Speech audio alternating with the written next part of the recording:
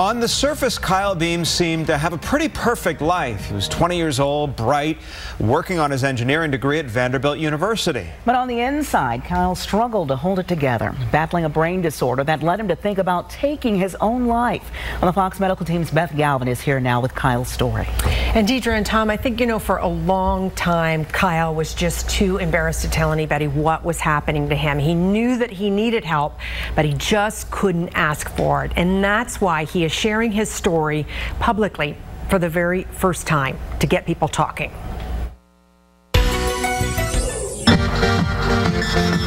At 28, Kyle Beam has his music, a good job, and a message for anyone out there struggling.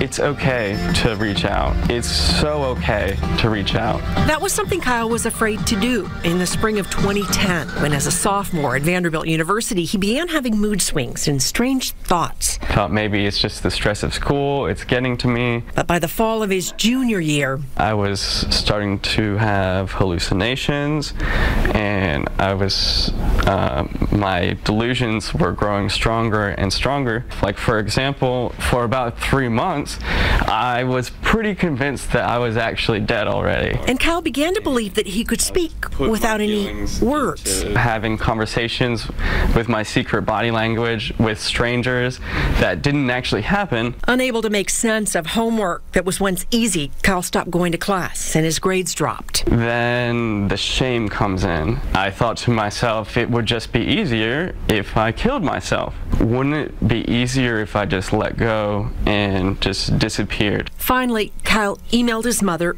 Ellen. I told her that I was having suicidal thoughts. That hit home because she had lost her father to suicide about 20 years earlier. It was frightening, but I think it also sort of put blinders on me. It's like, this is not happening to my son. This is not going to happen to my son.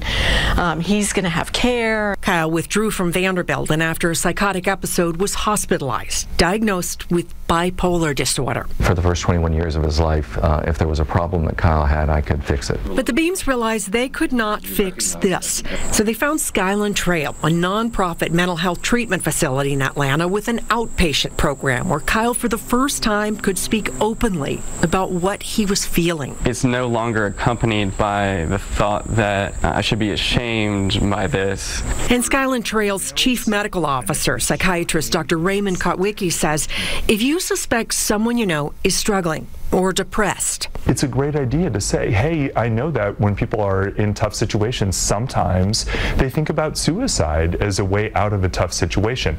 Are you thinking about suicide? And we know that by asking that question, you don't introduce the idea into somebody's head who's not already thinking about suicide. After completing treatment, Kyle went back to school and graduated with an engineering degree from Mercer University. It took a long time, but it was worth it. And today he takes medication and texts his counselor when he needs to. And Kyle Beam says he's sharing his story publicly for the very first time for anyone out there who is suffering in silence. Please, please reach out and just talk about it. And when we talk about it, we can finally do something about it. And his story is powerful. And if someone tells you that they are thinking about suicide, Dr. Kotwicki says treat it like a medical emergency. Call 911 or get the person to an emergency room, because most of us, he says, are not trained to assess their level of risk. So you want to leave that to a mental health professional. Tom and Deidre, a lot of times in emergency rooms, they will call in a mental health professional that can kind of assess their risk. Yeah, this young man is so brave in sharing his story. So oftentimes young people are going through a lot. Parents might think they're just being moody, but how often does mental health, mental illness really play into what this young man was doing? That's really interesting. Dr. Kotwicki says that almost in every case he suspects there is an underlying, often undiagnosed mental illness that's driving it. So it just didn't come out of a vacuum for Kyle. He was really struggling with this other brain disorder, that was feeding into it and making it worse. It's great that Kyle can be so candid about it now, looking back. Absolutely. Beth, thanks. Thank you, Beth.